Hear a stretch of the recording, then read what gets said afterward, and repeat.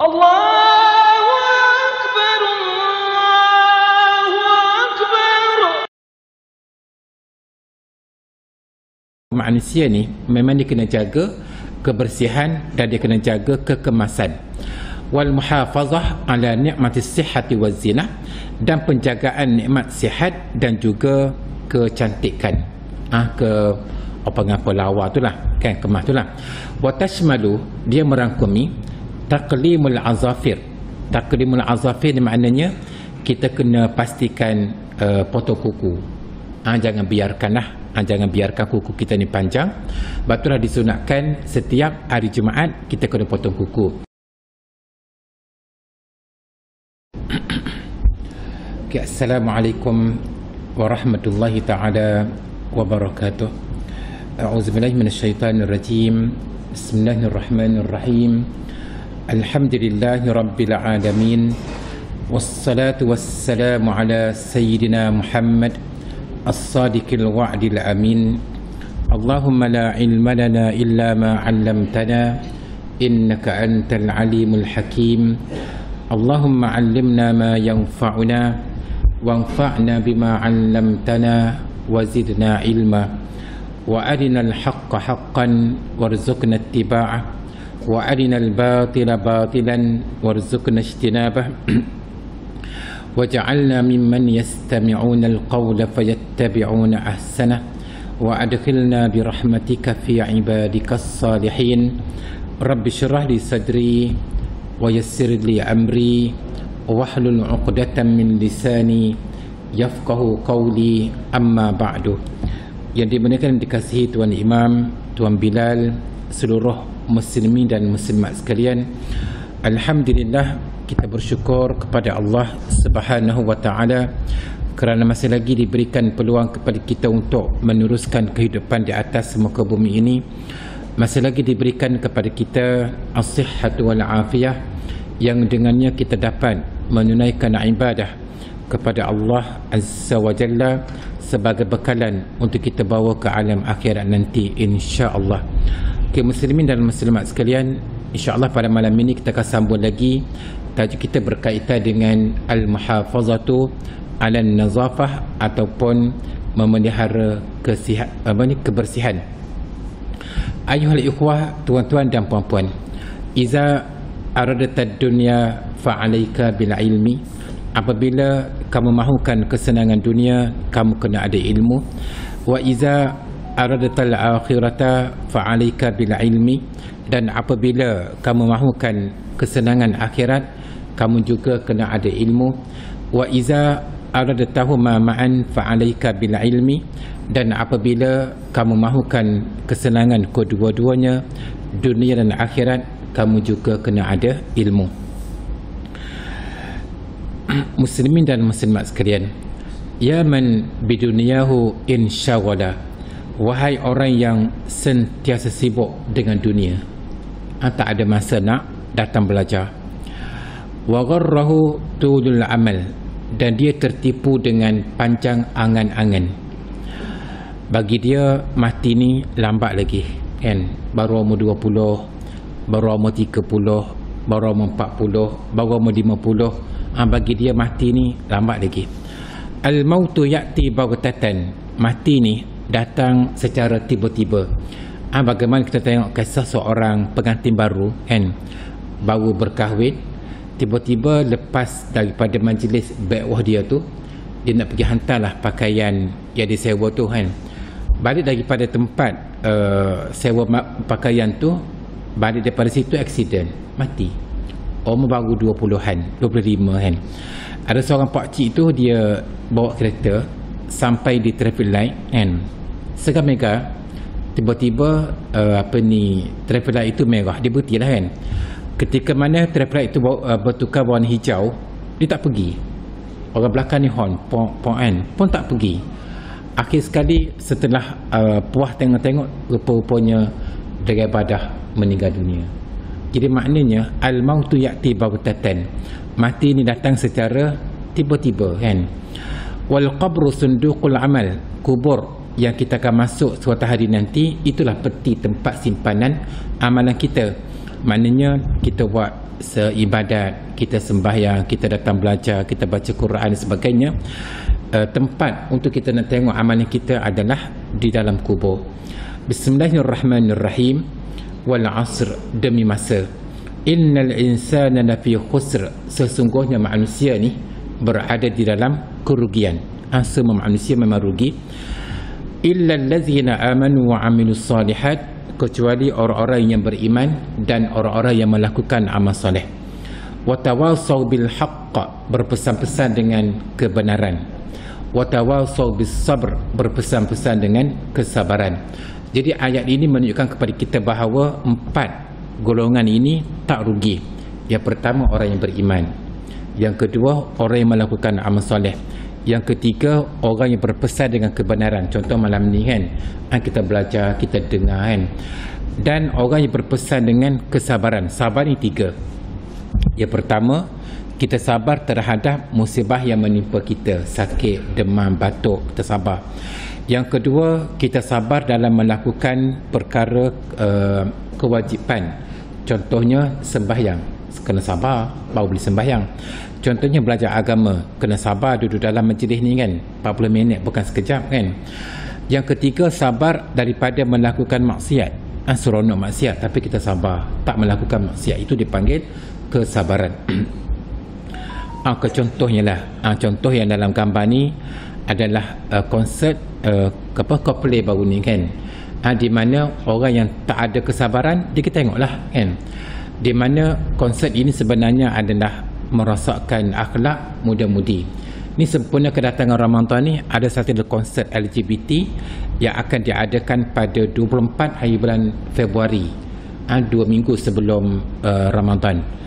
Konsert LGBT juga yang akan diadakan di Stadium Bukit Jalil. Itulah, jadi maknanya orang yang berilmu, orang yang beriman tak akan pergilah. Orang yang tertipu dengan dunia akan pergi.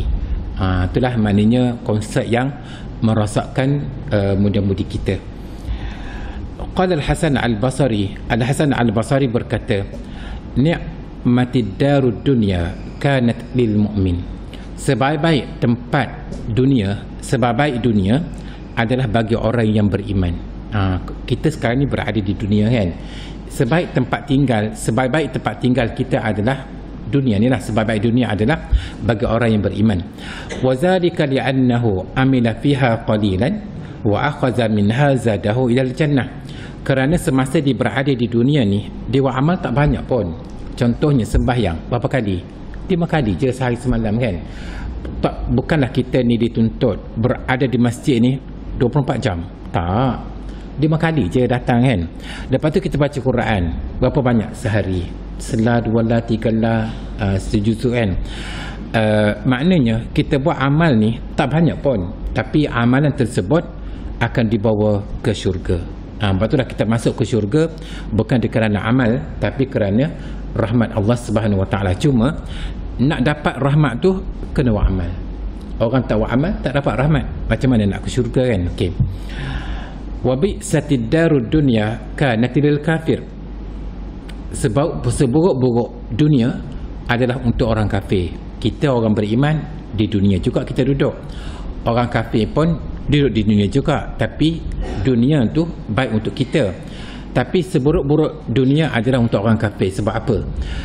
Wazalika li'annahu ata'a fihi layaliyahu. Kerana dia mensia-siakan waktu malam.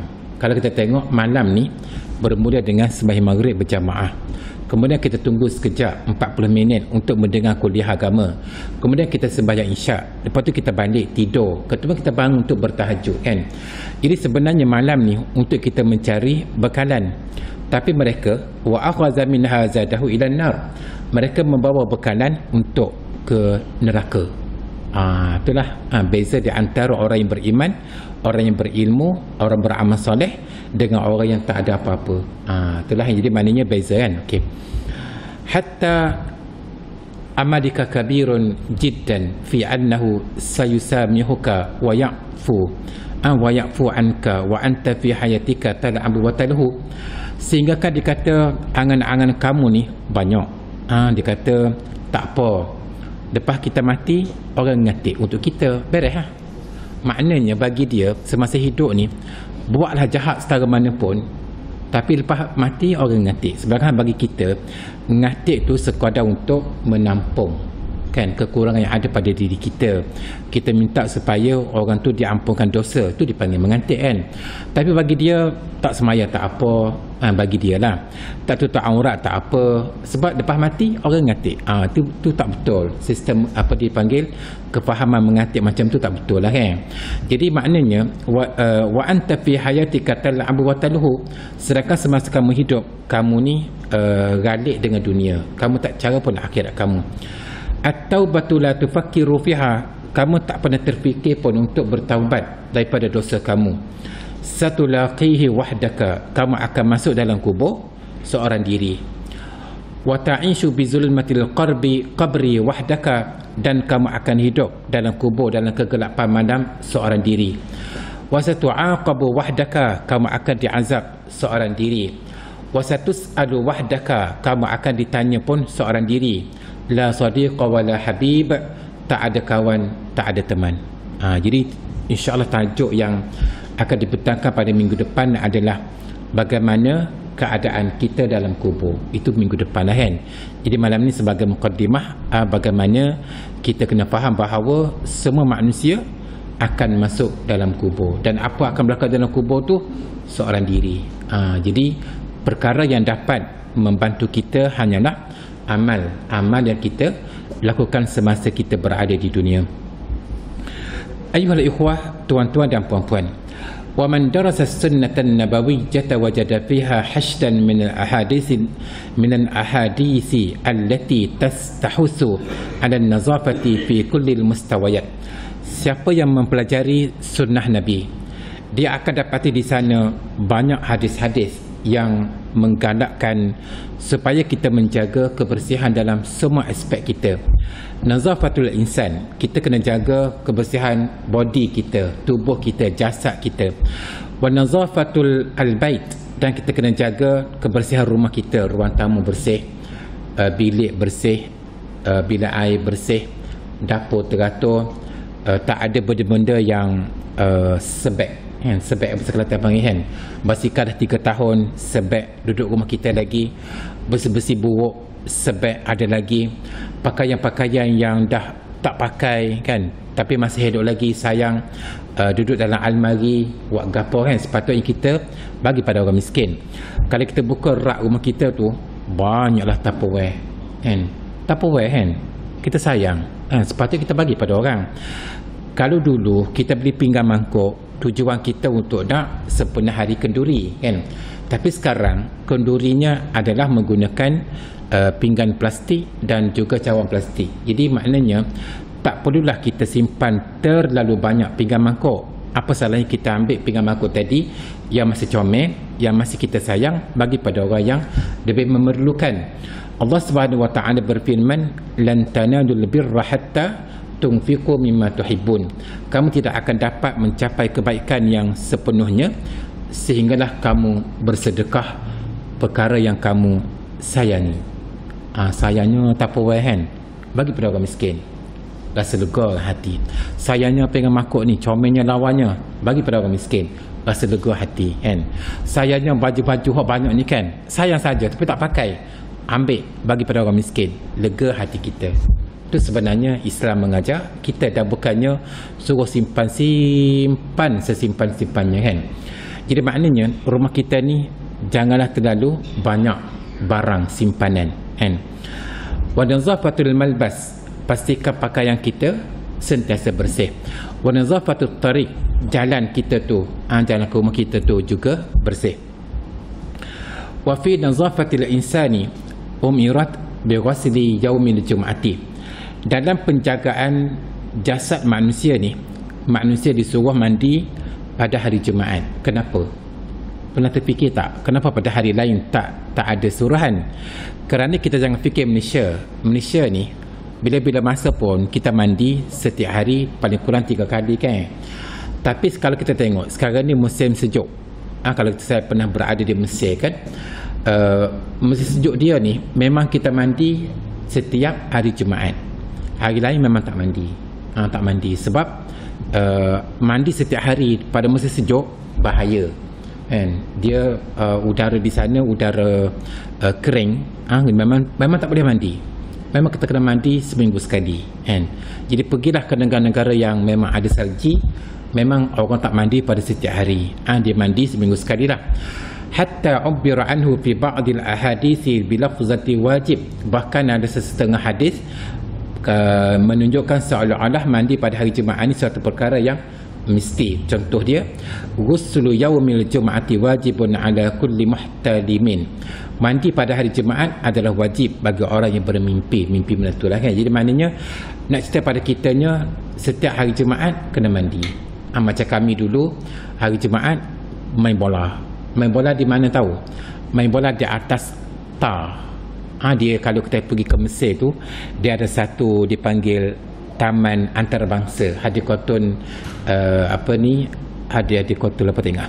Hadikotun Taman Antarabangsa tu, depan dia tu ada jalan raya, lebih kurang lebar dia 40 kaki. Lebih kurang dah kan 40 kaki sini ke daripada hujung ni sampai hujung tu kan. Maknanya lebarnya kan, jadi kita boleh main bola. Sebab itulah kalau di musim panas orang Arab dia main bola pukul 2 pagi, pukul 3 pagi. Sebab itulah Muhammad Salah tu kan, yang pemain Liverpool tu Mesir tu kan, memang dilatih bermain bola di atas jalan tar.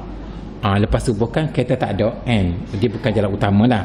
Jadi kita main bola atas tar tu benda biasa. Jadi lepas main kita mandilah. Itu maknanya kalau tak main bola 2 minggu sekali baru mandi.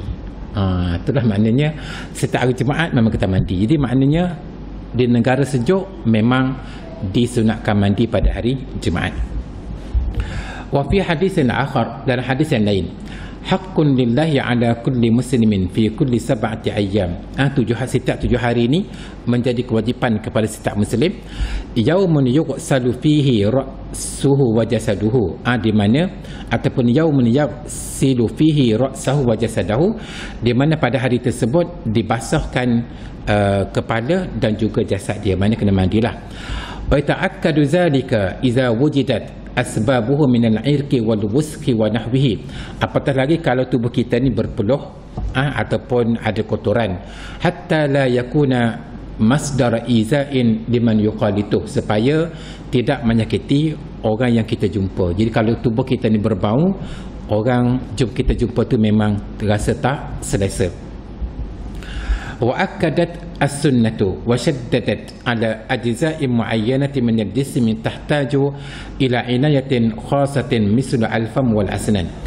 Dalam tubuh kita ni perkara yang perlu kita ambil berat kebersihan dia terutama dikata kebersihan mulut dan gigi. Sebab itulah kita disunatkan supaya bersugi. Kita kena ada kayu sugi itulah. Kita kena sugi, maknanya bangun tidur, sebelum tidur nak berwuduk, nak sembahyang, nak baca Quran. Ketika mana dipanggil mulut kita berbau kan. Begitulah ketika mana di bulan Ramadan, setengah ulama mengatakan bahawa tak mengapa kita bersugi sama ada pagi ataupun petang. Okey. Wa min samma, dari sinilah kana al-amru bis-siwak wa ta'kidu istihbabihi. Makna daripada sinilah betapa bersugi. Sebab kita tengok orang tabligh kan, bagusnya dia ada kayu sugi dalam poket dia, nak sembahyang dia sugi. Itu sebenarnya suruhan agama. Wa qala fihi alaihi salatu wassalam, Nabi sallallahu alaihi wasallam bersabda, laula an asyqa ala ummati, kalaulah tidak menjadi keberatan kepada umatku, la amartuhum bisiwak, niscaya aku akan suruh mereka ini bersugi inda kulli salatin, setiap kali hendak mendirikan sembahyang. Kalau ada kayu sugi tu, kayu sugi murah je kan. Kalau kat Mekah sebekah besar tu kan berapa? 5 riyal kan. Itulah maknanya kayu sugi ni memang murah. Sepatutnya ada di rumah kita dan kita gunalah. Ni kayu sugi yang terbaik. Mana kita beli yang besar tu memang setahun guna pun tak habis kot kan. Maknanya ada kayu sugi di tempat kita dan Jaafar Rawah memang banyak lah kan. Jadi pastikan kita ada kayu sugi. Okey. Wa min zalika, di antara tuntutan agama, nazafatus sya'ri, pastikan penjagaan rambut. rambut kita ni kena basuh, kena pakai shampoo, kena pakai minyak rambut dan terurus. Wa fihi ja'al hadis, ada hadisnya, man kana lahu sya'run falyukrimhu, siapa yang ada rambut maka dia kena muliakan rambut dia, maksudnya jagalah. Wa an Jabir ibni Abdullah qal, daripada Jabir bin Abdullah katanya, atana Rasulullah sallallahu alaihi wasallam zairan fi manzilina fara'a rajulan sya'than qad tafarraqa sya'ruh. Nabi sallallahu alaihi wasallam datang ke rumah kami, dan dalam rumah kami tu ada seorang lelaki yang rambut dia tak terurus, kan, maknanya orang panggil apa, geseng kan bahasa Kelantan kan, geseng tu maknanya tak comel rambut kan. Maka Nabi kata, amaka na yajidu haza ma yuskinu bihi sya'rah, ada tak orang yang boleh tolong kemaskan rambut dia tu, maknanya rapi, comel, lawa. Maknanya Nabi nak tengok keadaan yang comel dan bersih. Okey. Wa takmilan lizalika ja'at al-ahaditsu bima urifa bismi sunanil fitrah.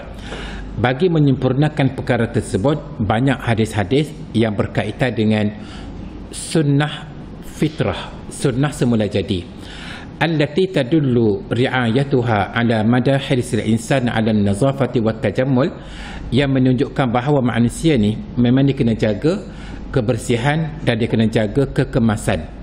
Wal muhafazah ala ni'matis sihhati waz zinah, dan penjagaan nikmat sihat dan juga kecantikan, apa lawa tu lah kan, kemas tu lah. Wa tashmalu, dia merangkumi taqlimul azafir. Taqlimul azafir ni maknanya kita kena pastikan potong kuku. Jangan biarkan kuku kita ni panjang.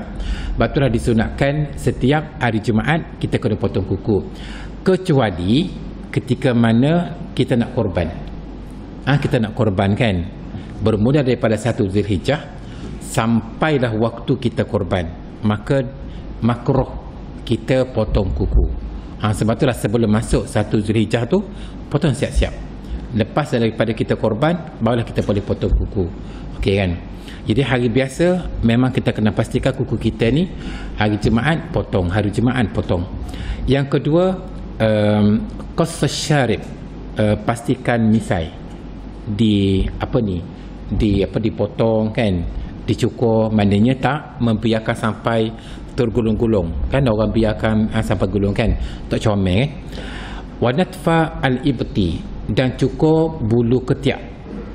Jadi jangan biarkan ketiak kita ni hitam ada bulu dia kan, jangan. Wa halqal anah, dan cukur bulu ari-ari. Dia kena dalam fiqh memang ada sebut lah, bulu ari-ari jangan biarkan panjang je, cukur. Wa nahwa zalika, dan sebagainya. Yang penting kita kena menjaga kebersihan tubuh kita tu lah. Okey.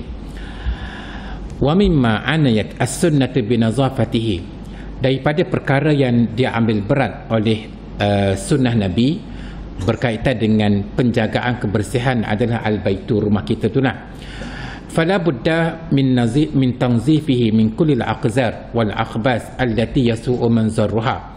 Kita kena pastikan rumah kita ni sentiasa bersih daripada segala kotoran dan segala sampah yang kalau kita tengok memang tak sedap tengok. Contohnya kita bangun daripada tidur kan, pertama sekali katil kita tu kita kenalah betul dah cadar, selimut kita tu dah kita lipat, bantal kita tu dah disusun, barulah kita pergi masjid. Balik daripada masjid, tengok dalam bilik kita dah kemas, alhamdulillah. Segala sampah jangan biarkan ada dalam rumah kita. Ada yang sampah kita buang, ada sampah kita buang kan. Jadi tong sampah tu memang ada di segenap pertempatan. Jadi maknanya perkara yang sarang labor contohnya, kita kena bersihkan. Perkara-perkara yang tak ada kena mengena dengan kebersihan, kita kena pastikan dan sebagainya lah. Okay. Contoh yang berada dalam gambar kan, tengok bagaimana orang yang cakna kepada rumah dia ni, dia sanggup menghabiskan duit untuk upah pekerja kebersihan. Jadi dipanggil syarikat pembersihan tu, 4 orang contohnya, berselapnya, bersih sofanya, vacuum kapetnya, bersihkan airconnya. Maknanya dijaga kebersihan rumah dia. Kalau kita tak rasa tak ada kita nak upah orang, kita sendirilah kena pastikan rumah kita ini sentiasa dalam keadaan yang terbaik. Okey. Wa mimma 'anil Islam binazafatihi. Di antara perkara yang diambil berat oleh agama kita ialah as-salajah. Cuba tengok salajah kita kan, peti sejuk kan. Peti sejuk ni serba maknika ada. Sebab itulah disarankan kita ni setiap waktu memang kita kena bersihkan. Sebab tu disarankan 4 bulan sekali keluarkan semua barang daripada peti tu, keluarkan dan masukkan balik barang-barang yang boleh digunakan. Barang-barang tak boleh digunakan tak payah bubuh, kena buang. Jadi balik malam ni ataupun pagi besok cek peti kita macam ni ke. Jadi kalau macam ni teruk jadi maknanya memang dalam peti ni bermacam-macam ada. Contohnya kita beli cendol tak habis makan, kita buang dalam peti, niat kita besok kita nak habiskan, tiba-tiba sebulan duduk dalam peti. Ada seorang tu dia sayang bangun barang-barang yang di dalam peti ni, dia kata dia makan, akhir sekali dia sakit perut, ceret beret. Jadi maknanya apa maknanya as-salajah ni? Fala budda min tanzifiha min kulli al-aqzar wal aqbas allati yasu'u manzaruha. Jadi kena pastikan peti kita ni tak ada barang-barang yang kotoran, barang-barang yang dah expired date kan. Jadi patutlah kita keluarkan semua barang kita ni dan kita kena lap peti kita biar nampak comel bersih dan masukkan balik barang-barang yang agak baik dan barang-barang yang tak digunakan tolong buang. Okey. Wa inda tanzifi sallajatika, ketika mana kita nak bersihkan peti kita, la budda wa an tatakhallasa min al-at'imah al-fasidah. Yang pertama, barang-barang yang rosak tolong buang. Boleh jadikan baja ya. Kan kita rumah kita ni ada pokok boleh ada pokok nasi dah. Yang kedua, wal muntahiyah as-salahiyah, expired date. Tolong buang. Au tilkal lati ala wasyakin an tufsida, ataupun macam ni kan kita tengok roti dah berkulat. Jadi maknanya tak payah simpan dalam peti maknanya buang je. Jadi apabila kita dah buangkan benda, kadang-kadang kita tengok surau kan daripada bulan berapa? Bulan Muharram. Ni dah bulan Rejab kan. Contohnya dah berapa lama dah masih lagi ada dalam peti. Bagi dia kata tak apa kan, tak apa guna kan. Jadi dah dah naik kulat, tolong buang. Dia kata benda yang dah rosak tolong buang. Jadi maknanya kalau kita buka peti kita memang ada benda yang rosak, tolong buang. Okey. Al-Raghmi min anna tanzifa as-sallajah bi suratin syahriyatin laisa amran daruriyan. Dia kata nak bersih peti kita ni bukan disuruh setiap bulan, bukan maknanya sebulan sekali bersih, tak. Illa anna tanzifaha bintizamin huwa amrun la budda minhu iz yusa bi tanzifi as-sallajah marratan kulla bid'ati ashurin 'ala al-aqal. Cuma dia kata kita kena susun baik, pastikan peti kita ni setiap beberapa bulan, 3 bulan, 4 bulan, 5 bulan bersih sebersih-bersihnya. 5 bulan pula bersih pula, 4 bulan pula bersih pula. Jadi maknanya kita buka peti kita tu, Allahu Akbar, comelnya peti kita. Tak naknya buka peti tu bau benda yang basi. Jadi pastikan peti kita dalam keadaan yang bersih. Ayuhal ikhwah, tuan-tuan dan puan-puan sekalian, kalau yang tadi kita bincang bahagian lahiri kita kena bersih, sekarang kita nak bincang pula benda yang dalaman. Benda yang dalaman kita kena bersih juga.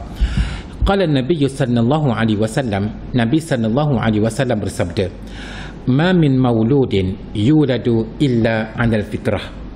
Tidak ada seorang pun yang lahir ke dunia ni melainkan lahir dalam keadaan yang suci bersih. Maknanya ibarat kain putih. Kain putih kan comel kan, bersih kan. Itu dipanggil setiap kanak-kanak yang baru dilahirkan.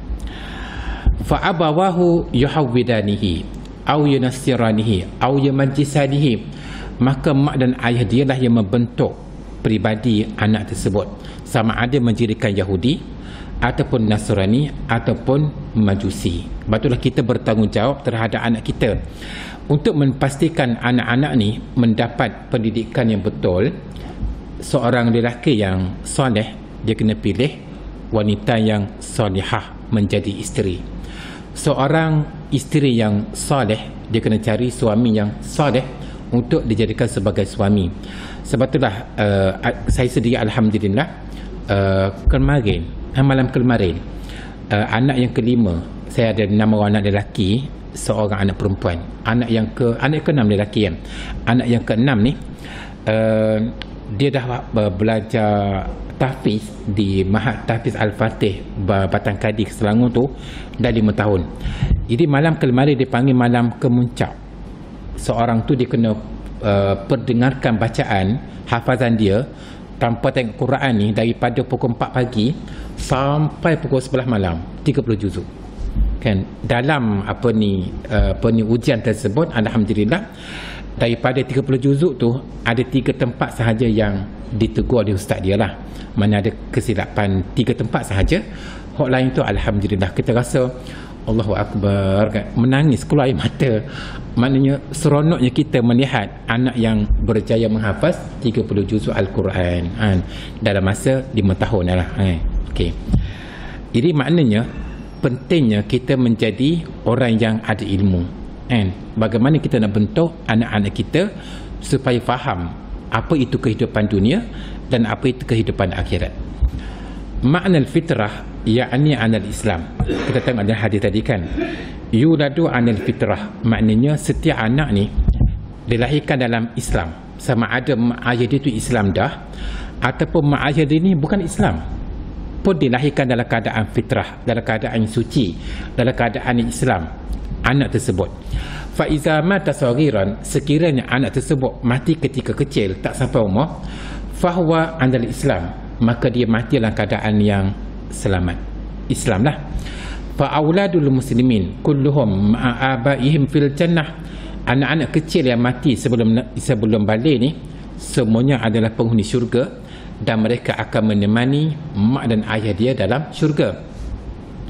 Wa hakaza auladul kuffar iza matu sigharan, begitu juga anak-anak orang kafir tiba-tiba mati sebelum balik pun ahli syurga juga.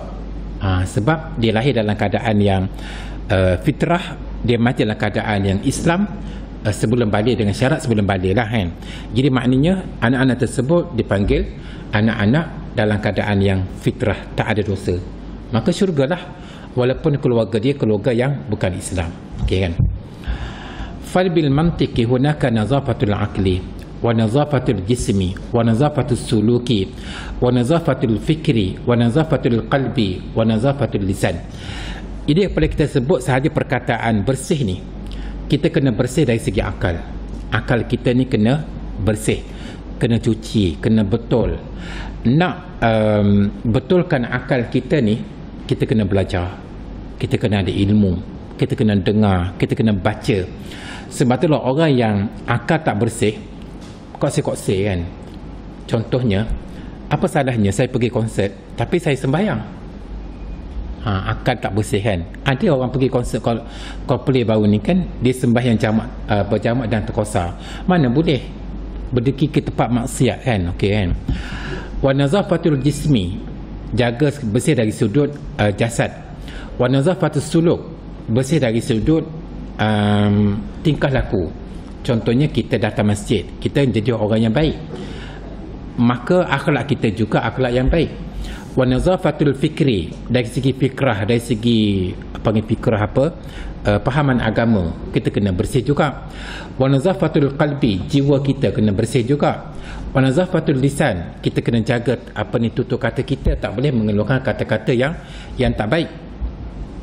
Fakhuz hazihi ala sabilil misal, habis sebagai contoh. Al-kullu minna yajma'u ala salatil jama'ah wal ihtimam wal mahabbah wal ihtiram baina jiranina wa ahlina wa ikhwatina. Semua kita ni alhamdulillah datang ke masjid sembahyang berjamaah, itu dari satu sudut alhamdulillah. Wal ihtimam, kita ambil berat terhadap jiran kita. Wal mahabbah, kita sayang pada jiran kita. Wal ihtiram, kita hormat jiran kita.